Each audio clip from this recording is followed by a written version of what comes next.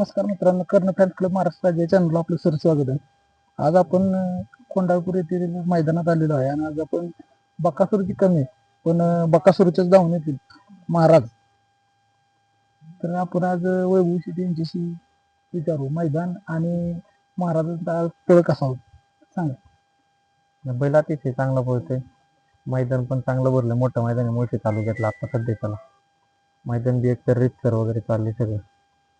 मैदानात पारदर्शकता आहे का? हो, मैदानात पारदर्शक डोळे बांधून सगळे चिठ्ठ्या वगैरे काढल्या जातात. आजचा पायरा कसा ठरला?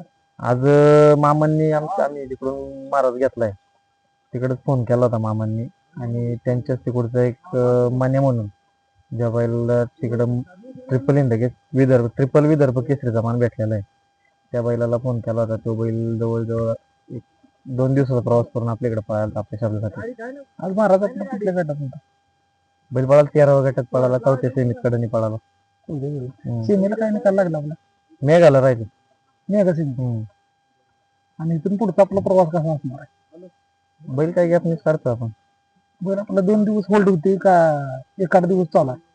नाही, 2-3 दिवसांनीच काढतो. 3 दिवसानंतरच बैल काढतोय आपण. इथून पुढचा मोठा पायरा कोणासोबत असणार आहे काय अंदाज?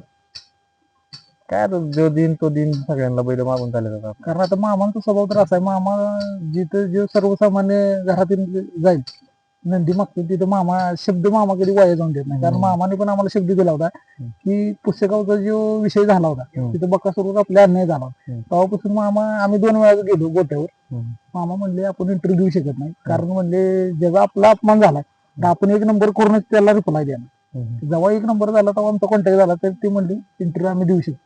अजून काय सांगाल महाराजांचा पळ कसा आहे? बैलाला काय बैल पळतोय चांगला. सगळे महाराष्ट्रीयन बैल बकासूरच्या काळात 2-3 वेळा पळाला. बैल आपला डावी खांदे का उजवी खांदे? दोन्ही खांदी आतून. आता सेमीला बाहेरून पळाला. बाहेरनं पळा.